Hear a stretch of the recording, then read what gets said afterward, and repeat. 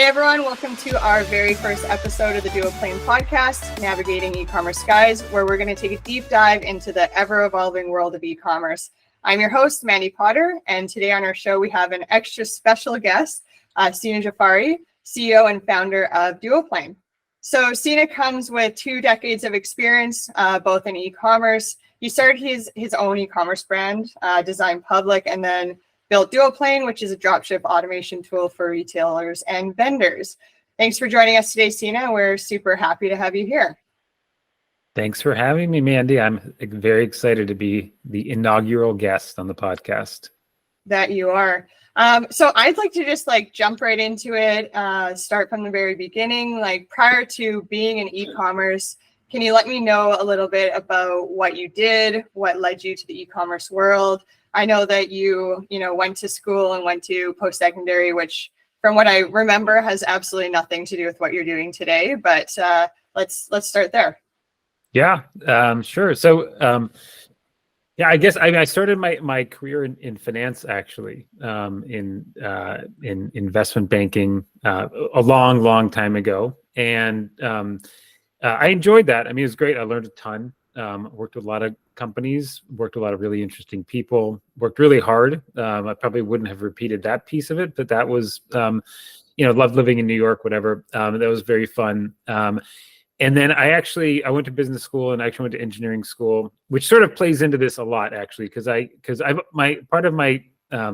always tried to get back into engineering. I'm sort of an engineer at heart. I love building things. I love, designing systems, things like that. So actually after banking, I went back to engineering school, but then somehow found my way back in finance. I worked at a venture firm. By that time I was out in California. I worked at a venture firm for a couple of years as an associate. And when that program was over, it was sort of a 2-year program. I tried to get back into something engineering and teamed up with a buddy of mine. We were going to design and build modern furniture. That was kind of our thing. We were on that path and ended up just we got into e-commerce. We instead of building furniture, we just were meeting with a lot of different other designers and manufacturers, and as a way to kind of get to know the industry, started selling their things. It was sort of the early days of e-commerce, and we just thought we might use that as a way to see what the market wanted and what they needed. But that turned into the business very quickly. I mean, just partly because it was successful, partly because it was overwhelming and we couldn't think of anything else to do, and partly just because we just really found ourselves enjoying it. And to be honest, it was kind of one of those things where it wasn't even so much the industry or anything. We were just enjoying building a business from scratch. And so that was Design Public. So we ran that for about 8 years and sold it to a small private equity company or private equity group. And then I founded Duoplane shortly thereafter. So you and your partner wanted to start actually building your own furniture, with your own hands. And then instead of doing that, you started working with retailers vendors that already had the product. So how did that kind of transpire? Did you ever get into, actually building and selling your own furniture, or did you solely just sell, other companies' stuff? Yeah, no, I mean, I did have a lot of foam models of furniture that I was working on in my old apartment. And I kept those for a long time as sort of a vestige of my past, but we really never got past the prototyping phase. We were sort of, building small prototypes and mostly just doing research. And one day a friend of a friend introduced us to a company. I was in San Francisco at the time, a company that was in Oakland that was kind of in this space, and said, "Hey, you should meet a buddy of mine. They kind of do what you're thinking about doing." And we had lunch with them, and we heard this as a recurring theme as we were doing our research. It's a tough business, pretty high failure rate, and things. So we were getting a lot of negative sort of advice from people. But one thing the guy said was, "Hey, why don't you just start selling our stuff?" This is kind of how we got into it. He said, "Listen, I'm happy to if you want to start a website or start selling our stuff, I'm happy to ship it directly to your end customer. I think you'll get to learn a lot, and I'll even introduce you to a couple other manufacturers. And so that's how we got started. It was literally this one lunch in Oakland, the person sort of giving us a little bit of a dose of reality about how hard it was, and then also just introducing us to other companies that we could talk to, all of whom had the same message of like, listen, it's hard. Maybe you should start just selling the product just so you understand kind of what the market is like. And so we really started with those three manufacturers as kind of insiders almost, that, friends of friends who were willing to, allow us to sell their products. It was very early days of e-commerce. And so, we focused on like building a website and, building a shopping cart. We basically had to do it all by hand. And so that's kind of how we got started. It was really just that one lunch of someone saying, here's a desk, like put it on a website and sell it. That's really interesting. So you essentially, I'm assuming, met up with him to get some advice because he was doing what you wanted to do. And instead it turned into you kind of like pivoting what the next little bit was going to look like, and not building your own furniture, but being like, okay, we'll sell your furniture, and then getting more intros to other companies.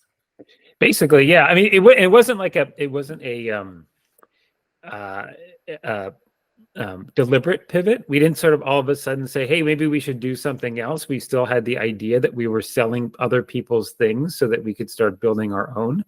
I think it wasn't until the business really took off where we just decided that was the business that we wanted to be in. I mean, it was fun. I mean, it wasn't like it was different than what we thought, but it was fun and exciting, and we were meeting lots of really interesting people, and the business was growing. And it was definitely it was the early days of e-commerce. It was the ashes of the .com bust, and so there weren't a lot of other companies who were trying to be in e-commerce because it was sort of a little bit of a bad word or kind of forbidden territory for a lot of bigger companies. And Google had just kind of come out with AdWords, and everything was really cheap.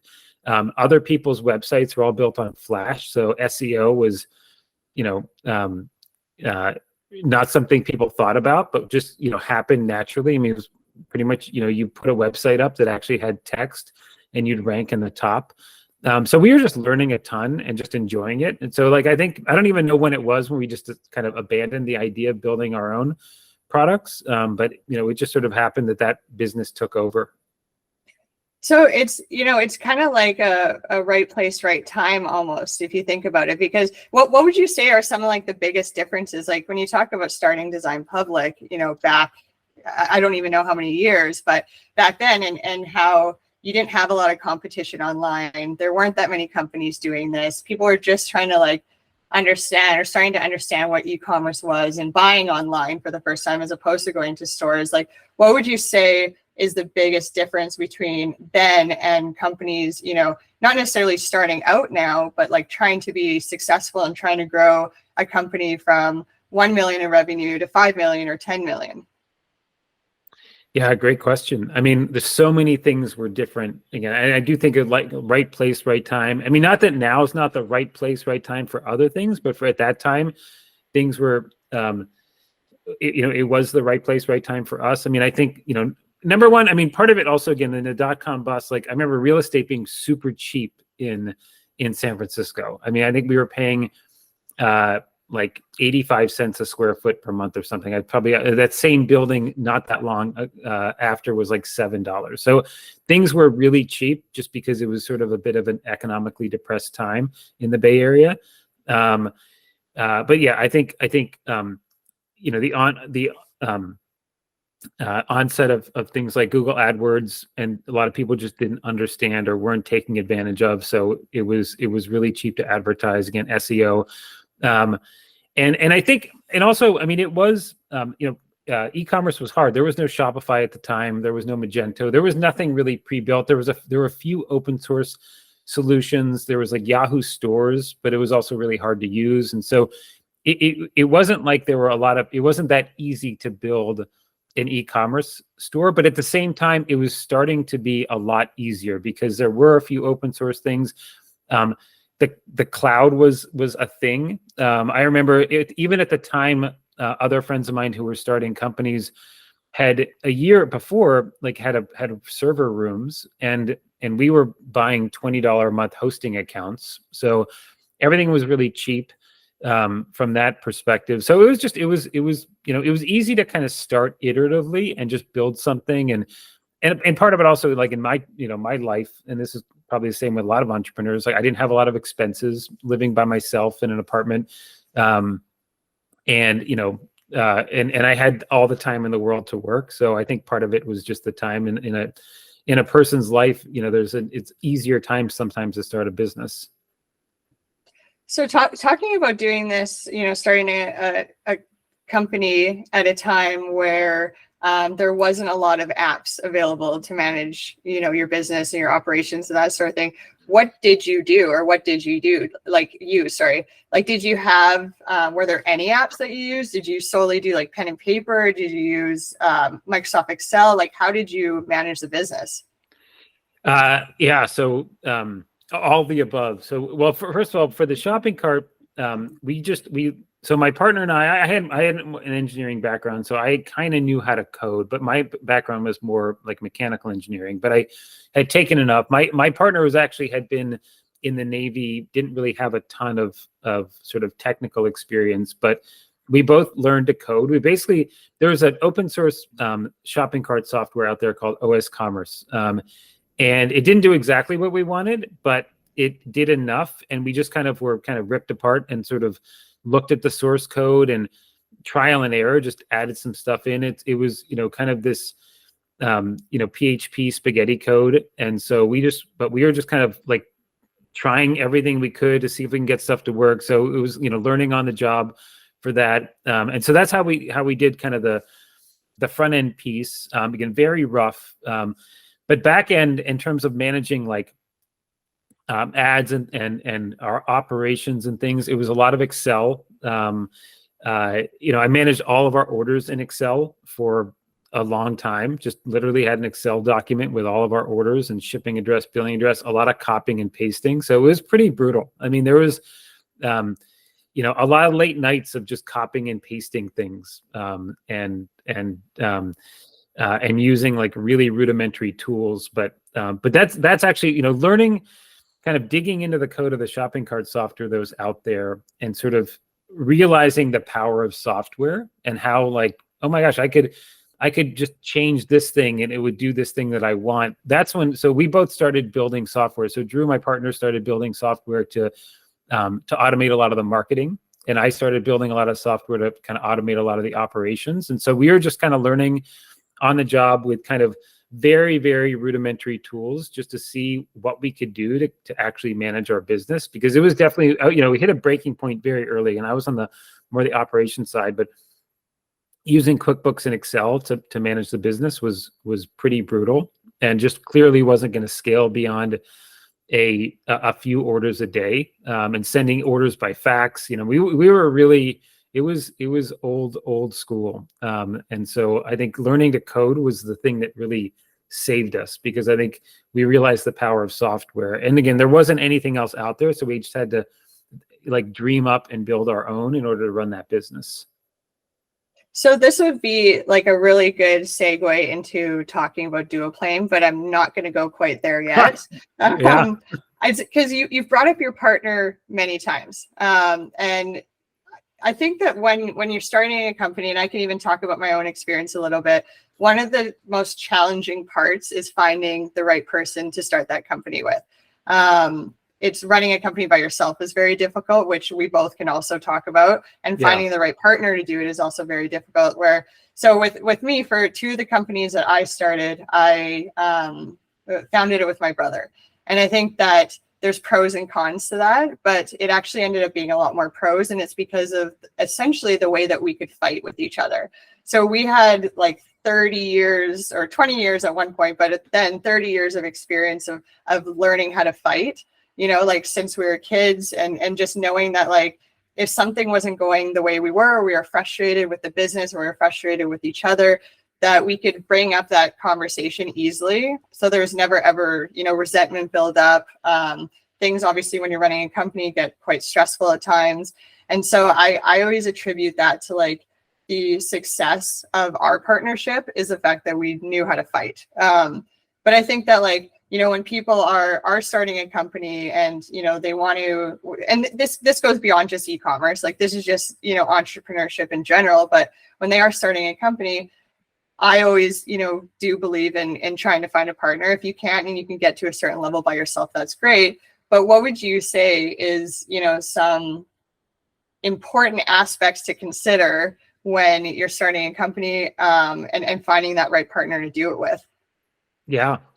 I certainly don't have all the answers on this. And I've only ever done it once with a partner. But it is hard. And I think, you know, Drew would agree that, you know, it was hard. I mean, I think that, and we didn't really think about it much. I mean, to be honest, like we were both in the exact same situation at the same time. He was in a role that you know, he was looking for something else to do. I at that point had my 2 years were up at the venture firm, so I wasn't doing anything. And so we were just met for coffee and chatted, and all of a sudden, next thing you know, we're starting a company together. But so we didn't give it a ton of thought, but I think and I would say that our partnership definitely worked. I mean, I think it was great. I mean, I think that a couple of things where we gravitated toward different things. So he definitely gravitated toward marketing and growth and thinking big, and I gravitated more toward operations and kind of keeping the lights on and keeping the ship, you know, afloat and things like that. And so I think that worked really well. I think that, you know, so having kind of complementary skill sets or interests, I think is important. I think one of the things that we look back fondly on that I do think is really important, that was important for our partnership, at least, was we used to always do this thing, like, you know, we'd come in on Monday morning and we'd sort of like, it's Christmas morning, I got something to show you. Like, we were always trying to like not one up each other in a competitive way, but we were always excited to like have done something really cool for the business to show the other person. And so I think that was just something that made our business like always be growing by leaps and bounds. And you know, and some of it now someone would laugh at, because we wouldn't, like, you'd buy like a Shopify app to do it. But let's say we were like, oh, we want to do a gift registry on our website. Like, there was no way to do that, but like we talked about it for a long time. And so I'd spend like a weekend like building it and be like, look, I got something to show you. And like, so that was, I think, part of it was we were always trying to kind of, you know, do things for the group, but really kind of do things to sort of impress each other. I think what else made it so great. I mean, I know also, like, we saw eye to eye on a bunch of things. Like, we were definitely very capital efficient. Like, we were, you know, again, in the world of the .com bust, there wasn't a lot of venture money for this kind of stuff. I had come from the venture world, and I saw how kind of brutal it could be for founders. So we didn't raise money for that company. We bootstrapped it very deliberately. And one of the fun things about our partnership was we just saw eye to eye on that. I mean, like, I think about when we traveled, you know, we would stay at friends' houses. We would, you know, we'd go to this conference in New York, and we would take public transportation from the airport to where we were going. And you know, maybe it took an hour and a half, but it cost us $1. And we just like really liked that. And so I think we saw eye to eye on some basic things like that. And so, because that could be a killer for partnerships if two people have, I mean, I think especially around money, like if two people have different views on how one spends money, it can be a killer. So I think having a consistent view on that. I remember once even my dad happened to be in New York, but he was staying in like New Jersey for work. And so we decided to actually stay in his hotel room instead of like getting our own, which was, I'm sure, uncomfortable for Drew, but it was his idea. So no, but I think the other thing that worked, and this is sometimes a cause for tension, but we look back on it fondly now, is that like, there's always one partner who's probably a little more like head in the clouds, but also like pushing a little bit more. And so that, and like a lot of times that was Drew, that we'd go to like trade shows, and he'd be talking to maybe a vendor we're trying to bring on or account we're trying to get. And he'd promise something, and he'd say, like, we'll have that done in 3 months. And like, you know, and then, you know, we'd walk away from that conversation, and I'd be like, what are you talking about? Like, we're never going to be able to get that done. And you're like, yeah, we'll get it done. And so we would get it done. And so I think that was also one good thing is like, if you're doing it by yourself, a lot of times, the downside and the risk. And so you might move a little slower, but I think sometimes with two people, like you push each other a little bit more. So yeah, I mean, those are probably the things that worked. And we didn't, fighting, disagreeing, fighting, that you absolutely have to be good at that. I mean, you have to get through that early on, that you have to figure out so it's good when you're working with a sibling, as long as you guys can get past it. But I think that's something that, any partnership needs to be able to disagree and then kind of move forward with whatever, makes sense. So. Yeah, definitely. I think the most important aspect of working with someone else is communication and honesty. And I know those are some of our values at Duoplane, and we can even talk about that later too. But it's, when you do have people that spend money in different ways, that can be quite challenging. But if you also have people that work in different ways, if they don't complement each other, that can be challenging as well. Whereas one partner seen as lazy and one's feeling overworked. And I think that the biggest thing that can kind of split partnerships up is resentment that grows. So as long as you can have that communication and have that honesty, then I think that it's a good partnership, and I'm sure you can figure it out. But yeah, I like I said, I had a great segue into, another topic, which I think we can jump into now. But you did start Duoplane while still running Design Public. So can you talk a little bit about like the purpose of building Duoplane? Talk a little bit more about what Duoplane does, how it helps you in your day-to-day at Design Public, anything you think is important. Yep. Yeah. So I actually didn't start it during Design Public. It's actually probably a year later, but the seeds were there. So I think I mentioned I learned to code. I wrote some software to automate the operations of Design Public pretty early on, and that was ugly code, just hacked together by some amateur. And then I started getting more into the idea of learning how to like really write software. So read some books, took some classes, went to some conferences, wrote that software again. It was better. And then, learn what was, so then wrote the software again. So by the time, like a few years into Design Public, we were on probably like version 4 of this like fulfillment automation software that was running the business. And, it was getting better and better.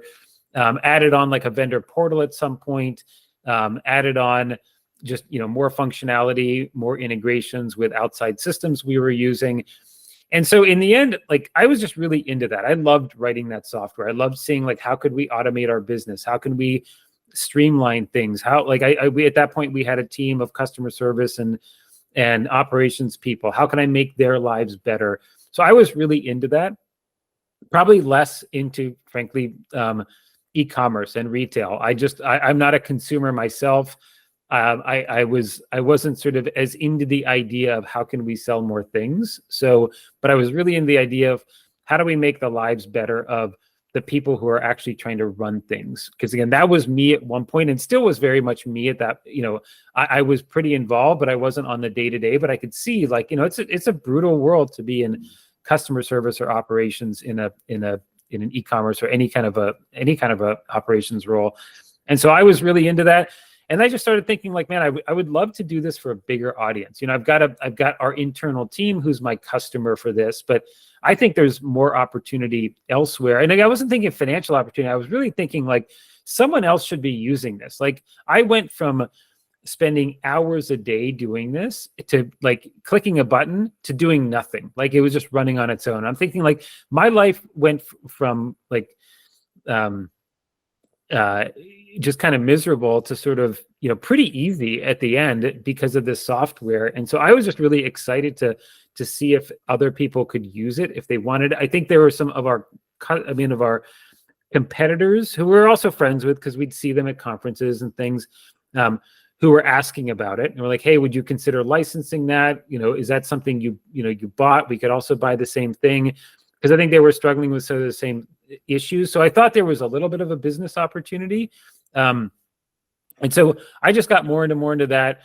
it also turned out we'd actually take the company virtual at that point, which was not really a thing a lot of people did in like 2008. And we just decided like, sounds like an interesting thing. My partner, Drew, wanted to live elsewhere. He was in LA for a while, he was in New York for a while. So we decided, let's just kind of take the company virtual. And at that point, to be totally honest, like it just became a little less interesting because I was working by myself in an office in the suburbs and our team was everywhere. And so we started talking about just selling the company. Like, we weren't that interested in running it. It was kind of running on its own, and we weren't that focused on growing it. So we sold the company, and I stuck around for a little bit just to help with the transition. But at that point, I definitely had thought like Duoplane, and I hadn't named it at that point, but some sort of dropship automation software was something I knew well and I thought the world could use. And so I was just tinkering in my mind mostly with like, what does it look like? What's the interface look like? What would I do differently if I wanted trying to make it into like a multi-tenant solution? So I probably thought about it for 6 months or something before I really started building anything. And then I just started coding. Like I just started writing code on my own, building things. And then a bunch of people from my old world had sort of said, hey, I heard you're doing this. We'd love to be, a customer. Is it ready yet? So that kind of like kicked it into high gear of like, okay, people actually want to use this. I better really like, I shouldn't tinker around. I should actually come up with a product that people are going to use. And then, and it's still moving pretty slowly, but then 2 of them were like, hey, we need this like tomorrow. Like they actually literally said like we're launching on like March 1st. Like we need this. And so that really kicked it into high gear for me. So I actually kind of had a deadline. And so that's really what launched the company was a little bit of tinkering combined with people sort of saying like they really needed that to run their business. They couldn't find anything else. And so that's kind of what the launch of Duoplane, but it's definitely kind of your classic scratch your own itch. I mean, I built exactly what I had needed. And more, I mean, like what I had wished for in my old role. Right. So I hear, aside from like the software that we're talking about, I'm hearing a lot about relationships, like relationships with competitors, relationships with vendors, relationships with retailers. And so like when you think back on, and this is something that I was going to ask earlier that wiped from my mind as soon as we started talking about something else. But when you think back on like that first initial conversation prior to starting Design Public and talking to that manufacturer, it's like, how did you maintain good relationships with vendors or manufacturers? And then when you think about like the retailer side, like you've been dealing with retailers now for over a decade, is like, how would you pinpoint like a successful drop shipper? Like, what does that look like to you? And I know that's 2 questions. Feel free to answer either one first, but just kind of thinking about like relationships and the ecosystem as a whole, and just how everything kind of works together. Like, what have you seen as success or successful parts of the ecosystem this far? Yeah. I mean, and they are kind of the same answer to 2 separate questions. I mean, it is about like thinking about the other party, the other person, and they are, and not just like the other company, but the other human being, and asking yourself, what do they want? Like, what's going to make their life easy? What's going to make them successful? And not kind of in a manipulative way. Just, I mean, so one good thing about the furniture industry I should mention is there are a lot of parties. Like you go to these trade shows and there's tons of parties. It's kind of like fashion, but a little probably more toned down. And so you definitely get to know these people as human beings. You hang out with them, and so that's, I think, a good piece of it. And it's also a world where this is more the modern furniture, like small manufacturers. Everyone was sort of struggling. Everyone needed everybody else to help them, and I think everyone felt okay kind of asking for that co-marketing, advice on how to run a business, help with QuickBooks. Like we would all kind of just help each other out. So I think that was part of like building that business, was because of the nature of the industry. But at the same time, I do think it is it's just important to understand like what other people's struggles are, so you can help them. I mean, I think specifically, like, so just getting into this, like we haven't sort of mentioned this explicitly, but Design Public was a primarily drop ship business. I mean, we were selling furniture, so we didn't want to ship it to a warehouse, reship it. So it didn't make sense to kind of like take inventory. Also, we were selling products from a very long tail of modern designers. So a lot of times these were artists and they were making very small quantities, or they're making to order, or there were products that didn't have a ton of demand for each thing. So it just made sense to ship everything directly. And in doing that, when we asked people to do that for us, we also realized we were putting a burden on them. Like, this was not how they wanted to do business. So that was a big part of what we decided to take on our own, is like, how do we make life super easy for them, so that when we do ask them to ship a product for us, they don't have to do anything, or they have to, do less. And how can we pay them faster? How can we provide them like everything on a silver platter, so it's just really easy for them? So I think that was a big part of like just how we decided, like how we thought about things, and how we do things. And so I think that is a lot of how, when you think about a relationship with like a retailer, how are you guys working in partnership together, as opposed to, the classic, if you think about like the old world, like really big retailer with a ton of market power and all the small suppliers who are trying to like get shelf space or get whatever, it's a very zero sum game where people are always trying to negotiate hard against the other ones. Whereas I think in this world, especially in kind of when you're drop shipping, and the health of your suppliers and the health of your retailers is also the health of your business, you do need to think more about how you can be a better partner and how you can help them achieve what they want, and not think as much about how can I shave $5 off the cost of this, or get better terms and not pay them or something like that. So and that was definitely a big part of how we thought about things. And like co-marketing was something we were really big on. I mean, we were like, hey, you've got a brand, we have some money to spend, let's promote us both together, and same thing on the operations side. Like, we would sit down and ask, like, what is it that is a pain about what we're doing? They would tell us, and then we would go fix it. So I think that was just ingrained in how we did things. And I think ingrained in also what the whole point of Duoplane is as well. It's like, how do we do things that work for both sides of the equation? Yeah, so I want to talk a little bit about the culture at Duoplane, just because I think it's important, as it's something that directly influences like our key advantages when it comes to competitors. I think that it has a lot to do with what we're talking about right now when it comes to relationships, how you treat others, whether they're, they are a competitor or they're a customer or they're a partner of some type.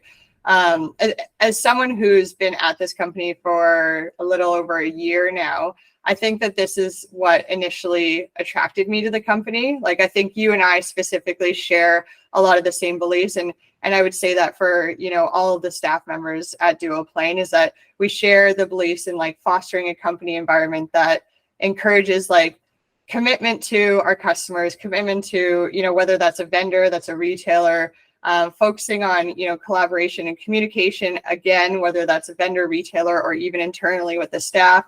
And just having sort of like these key values be the forefront of what drives the company. And, we've spent hours upon hours, at this point, I'm sure 100 hours, maybe even, specifically talking about this and creating that culture.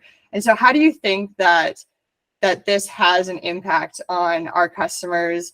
Or again, we can talk about just anyone kind of like in this ecosystem and the future of the company and how it's, kind of differentiates us between, other competitors or other people in this space that are maybe building a similar, type software. Yeah. Well, that's such a big question. I'll try to tackle piece of it. You can tell me if I'm not answering it at all. But I mean, I think in terms of, first of all, I guess maybe we can talk a little about our values. I mean, I think, part of our values, without going into too many details, one big piece of our values is wowing the customer. And I know a lot of people say that, but it is really, we always talk about it. We always talk about, from the perspective of the customer, like, how's it going to add value to them? How's it going to make them happier? How's it going to take an operations job, which, historically can be pretty brutal and and not be something that is truly valued? And how do we make them the superhero? How do we make it so their life is really, really easy? And we do that internally as well. I mean, I think, again, we have operations as well. Like we do customer service and things. And so, part of what we're always trying to do is figure out like if that feels like it's hard, let's make it easy. Like if that feels like someone's getting a bit of a raw deal, like let's make that person's life easier. And so, I mean, that's a big part of like why we exist. I mean, it's just we exist to make people's lives easier. We exist to like make people's jobs, more fulfilling and make them happier in their jobs. So, I mean, in terms of how that manifests itself in our own internal culture, I mean, I'm definitely a big believer in the idea that everyone should be doing what they love. And like, obviously sometimes you might not be in the right role or you might not be doing the thing you want. But in a small company, one of the great things is there's so much to be done that it's relatively easy to pick the thing you want to do. And there's not the need to sort of, do a big kind of presentation to senior management or whatever to sort of justify that. There's just a lot that can be done. We have so many things on our to-do list that, we try to allow people to have the freedom to kind of, knowing where we're going, like, what do you think is the most useful use of your time that to get that done? And so I think that's one of the things, we've tried to foster here. I mean, one other thing, I guess, one of our other main values is being scrappy, which I think is also important for both us and for our customers, because I think, we've all seen, the enormous waste that can happen in, you get a ton of like outside money, or you're in a big bloated large organization, things move slowly. Maybe you spend money on things you shouldn't. And one of the things that we're trying to do here is be very kind of efficient and capital efficient, which is also, I think, what we're trying to do for our end customer is how do you do more with less? And so I think just that's kind of how like we're trying to live our lives like that in our company, but we're also trying to allow our customers to live that way as well. Just knowing that, at least like that's our belief, that like things shouldn't cost a ton of money. They shouldn't take 6 months to be implemented. They shouldn't, it shouldn't be difficult to do something. Everything should be relatively easy. And so I think that's kind of what we're trying to do internally and what we're trying to kind of build for our customers as well. Yeah, I definitely agree. I mean, I like you said, we don't necessarily need to go into all of our values, but I do think that this is something that a lot of companies don't spend enough time on. The only way, in my mind at least, to be truly successful is to do something that you're enjoying and to be solving an actual problem, and a problem that you're passionate about. And I would say that, everyone, all of, our coworkers here at Duoplane are very passionate about the solution that we're providing to our clients. And I think that just this, one piece of advice that I've given, even when I'm kind of mentoring other entrepreneurs, is to spend the time thinking about who you want to be that for, what you want to be providing. But at the end of the day, it just really comes down to, like, what good are you doing in this world? And I know when you think about like, solving e-commerce problems and operation problems, you're not changing the world, you're not solving world hunger, but you are truly solving day-to-day issues that are, taking up way too many hours that doesn't need to be happening, right? And so I do like something that I would always recommend, and even to anyone listening here that has an existing company or is thinking about starting a company, is to take the time to think about, what are your key values and who do you want to be, essentially. Yep. Yeah. No, I mean, it's, and we're a pretty small company, and I think we've thought about it a lot. I mean, I think a lot of companies grow to be 100, person, 200 person companies, and the values just happen. But I totally agree that it's important to think about early on, and things may change, but I think it's you don't want it to happen by accident. Yeah, definitely. So I think, what I would like to chat about before we end here is the future of Duoplane. And this is kind of an open-ended question. You can answer it however you want, but where do you see Duoplane in the next 5 years? What's your number one goal for the company, whether that's today or, that's in the next year or so? Just the future of it. Yeah. So I think just in terms of, where the industry is going and where commerce and retail is going in general, I mean, I think we are still at the very beginnings of a trend toward partnerships, in the sense of retailers focusing on selling and on customer experience, and having fulfillment partners on the side of warehousing, manufacturing, logistics, etc. So, and that's the world we're living in, and I think that's the trend is still, in my mind, very much in that world of retailers relying on third-party fulfillment partners for the warehousing and logistics side. And so, like, ultimately, what I'd love to do is to be able to enable that more by essentially, our goal, I'd say, is like any transaction, anything where a retailer needs to fulfill something using a third-party fulfillment provider goes through us. And the reason being, like, we just want to be that one connection to your entire partnership ecosystem, so that it's super easy. You don't have to rethink every integration. You don't have to rethink every process. We have all the best practices built in, and it's just a utility that you plug into. So retailers don't ever have to think anymore about logistics and fulfillment. You just plug into something, Duoplane in this case, and all your orders flow through it, and everything kind of gets done without you having to lift a finger. And same thing on the vendor side. You can have your entire retailer ecosystem selling on your behalf, and you just have one connection you have to worry about, and everything's done for you, and all the best practices are built in, and you don't have to build one-to-one connections with every single company you work with. So that's our ultimate goal, is to really connect everybody in an easy way that's I mean, again, like, if we can have it today, just some sort of one-click connection to every system that already exists out there. But that's kind of our ultimate goal, is to be able to connect any retailer with any vendor with no effort at all. That's awesome. Well, thank you so much for joining us today. I think that your insight and your wisdom is going to be really helpful to anyone listening to this conversation. For those that are listening, you can check out Duoplane at duoplane.com.